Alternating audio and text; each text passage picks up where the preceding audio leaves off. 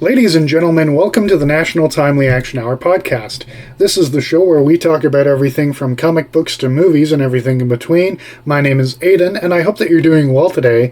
This is Season 5, Episode 3, and these are the things that I would like to see in the upcoming Wonder Woman movie as part of the new DC Cinematic Universe. Now, I just wrote down these bullet points. There's in no particular order, but starting off, one of the key things I would like to see is Diana already being an experienced hero, but having her around the same age as Clark Kent and Bruce Wayne.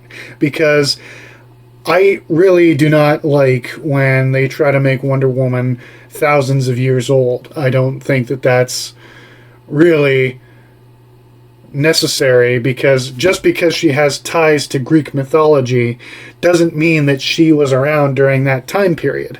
And I would also like to point out that I would prefer to have the Golden Age origin, where she is the so her mother formed her from clay, and the Greek goddesses gave life to her. And that's it. There's no Zeus being her father like in modern comics, or there's no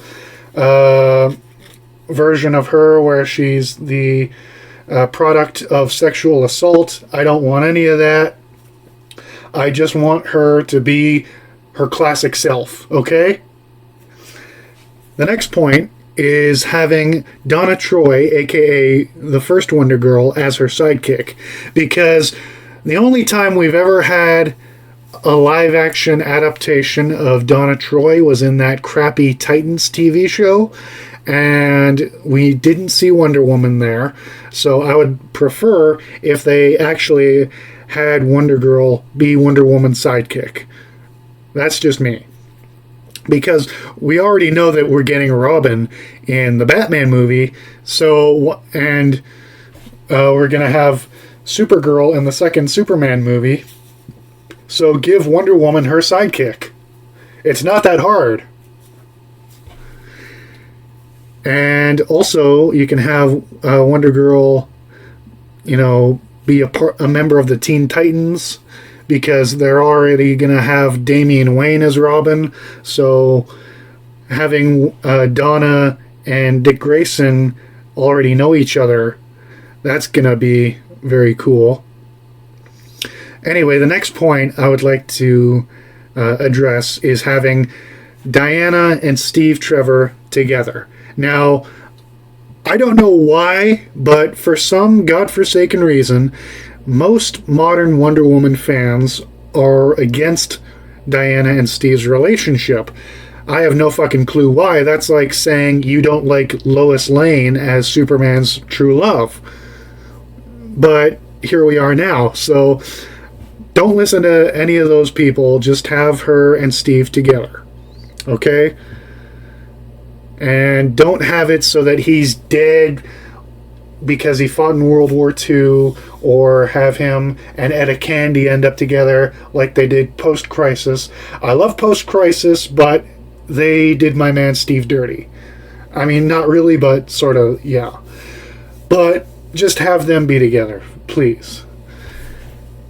The next point is I would like the villain to be Dr. Psycho. Now, Dr. Psycho is a villain we have not seen adapted into live action, mainly because we've only ever had 2 live-action Wonder Woman films. The first one was okay, second one was shit, and they didn't really use her classic villains in the TV show in the 70s, which is fine, but, I would prefer to see a classic villain like Dr. Psycho as the villain.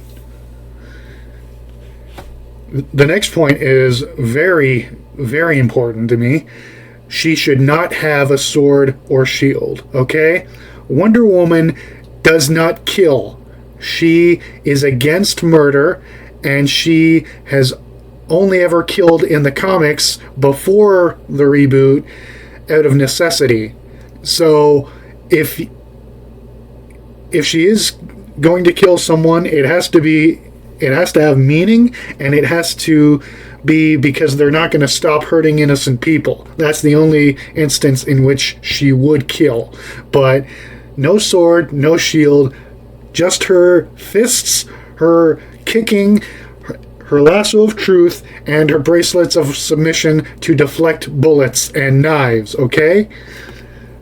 Please, for the love of God, stop trying to take heroes who have a code against killing and making them kill. That makes zero sense. They're paragons of virtue. They're supposed to inspire children. That's the whole fucking point of this.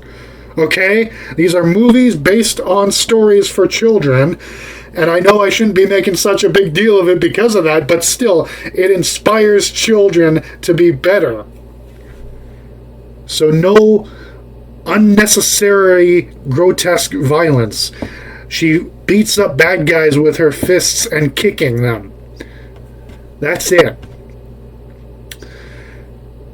The next point I would like to address is have a setup for the Justice League of America movie, but not have it be so gratuitous, like Iron Man 2 setting up the Avengers.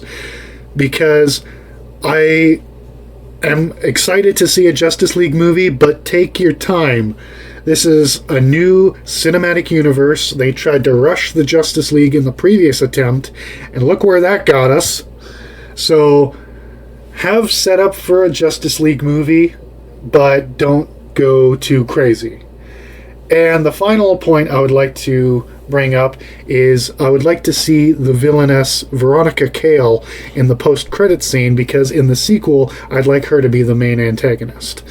But yeah, that's all I really have in terms of the important things that I would like to see in the upcoming Wonder Woman movie. I believe it's going to be releasing either next year, 2027, or 2028. I could be wrong, but that's what the pipeline says. But that's all I have for you today on this episode of the National Timely Action Hour podcast. Once again, my name is Aiden. And if you're new to my show, want to check out more episodes like this, please subscribe, share this with your friends. Check out my YouTube channel, The National Timely Action Hour, and see videos where I review comic books, video games, and action figures, and discuss movies and TV shows. The same thing, but that I do here, just in video format. And I'll see you in the next episode. Thanks for listening. Bye.